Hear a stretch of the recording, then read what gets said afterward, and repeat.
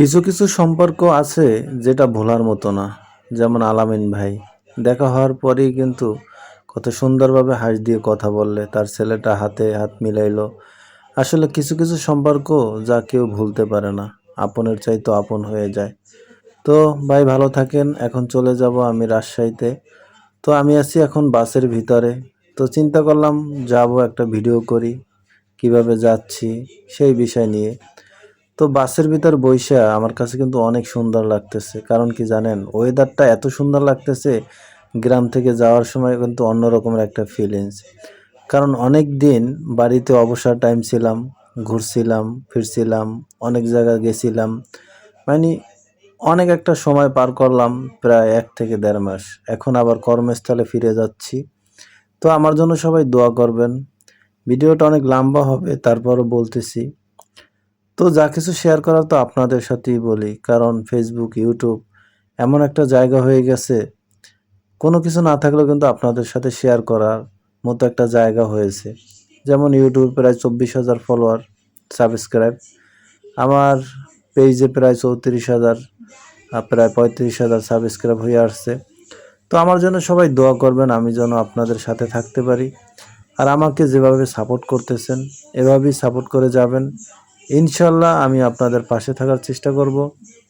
সাফল্য নিজের কাছে, নিজের চেষ্টা, নিজের সবকিছু আয়ত্তের ভিতর রাইখাই কিন্তু আপনার সাফল্য অর্জন করতে হবে। কোনো মানুষ আপনাকে সফলতার পথ দেখাবে না। নিজের পরিশ্রমটা হলো আপনার সবচাইতে বড় শক্তি। আপনি যদি ঠিকমতো পরিশ্রম করতে পারেন, সে কোনো দিন বেইমানি করবে না। আমি একটা কথা বলবো, আপনার টার্গেট সবসময় গুলির মতো রাখবেন, যেইখানে এমনভাবে নিশান করবেন যেন দিলে আর মিস না হয়। তো আমি বলবো, কষ্টের পরে সুখ, সুখের পরে কি হাসি। এটাই কিন্তু মানুষকে ভালোবাসা যদি অর্জন করতে পারেন মানুষের, তাহলে কিন্তু আপনি অনেক দূর আগাতে পারবেন। আরে ভাই, মানুষের সেবা করতে কোনো মেম্বার চেয়ারম্যান হওয়া লাগে না। আপনি চাইলে একটা ইউটিউব, ফেসবুক থেকেও কিন্তু মানুষের সেবা করতে পারেন, যদি সেটা আপনি ঠিকমতো কাজ করতে পারেন।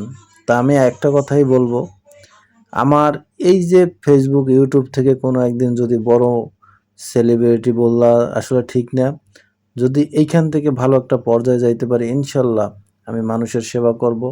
আমার জন্য সবাই দোয়া করবেন। আমার মনের কথাগুলো প্রকাশ আসলে কিভাবে করব সেটা জানি না। তবে কিছু, কিছু কথা আছে সেটা আসলে বলতেও পারি না। কারণ কি জানেন? যেকোনো টার্গেট, ওই টার্গেট ফিল আপ না করা পর্যন্ত কোনো মানুষের আসলে কেউ জানায়, কেউ জানায় না। তো আমি বলতেছি একটা কথাই, আমার টার্গেট যেদিন পূরণ হবে সেদিন ইনশাল্লাহ আমি লাইভে এসে আমার মনের কথাগুলো প্রকাশ করব, যে আমার অনলাইন থেকে আমি কি করতে চাইছি, কি করছি, কি পাইছি। ইনশাল্লাহ সবই থাকবে। তো আপনারাও আপনাদের মতো টার্গেট নিয়ে আগাতে থাকেন। আপনারাও একদিন সফলতার মুখ দেখবেন এবং সফলতা পাবেন। শুধু ইউটিউব এবং ফেসবুক নয়, আপনি ঘরের কাজ হোক, বাইরের কাজ হোক, আপনি টার্গেট যখন ফিল আপ করতে পারবেন, তাহলে কিন্তু আপনার সেখান থেকে ভালো একটা প্রফিট আসবে। তো আমি বলবো, আপনারা কোনো কাজেই ঢিল দেবেন না, কোনো কাজ ছোট মনে করবেন না। নিজের মতো কইরা কাজটা সবসময় উঠানোর চেষ্টা করবেন। সেটা মানুষের কাজে যান বা নিজের কাজটা করেন, সবসময় মানুষের কাজটাও নিজের মতো কইরা কাজ করবেন। দেখবেন একদিক না একদিক দিয়ে আপনি অনেক দূর এগিয়ে গেছেন। আর যদি শুরু থেকেই আপনি মানুষকে ঠকানোর চেষ্টা করেন, আপনি কোনোদিন মানুষের ভালোবাসা দূরের কথা, আপনি মানুষের বদদোয়া ছাড়া কিছুই পাবেন না। তো আমি একটা কথা বলতে চাই, সবসময় অসহায় মানুষের পাশে দাঁড়াবেন, তাদের মনের কথাগুলো বোঝার চেষ্টা করবেন। ওই মানুষটা কি বলতেছে, কি বলতে চায়, এগুলো বোঝার চেষ্টা করবেন। একদিন দেখবেন আপনি অনেক বড় একজন মাপের মানুষ হয়ে যাবেন। তো ভিডিওটি ভালো লাগলে শেয়ার করবেন।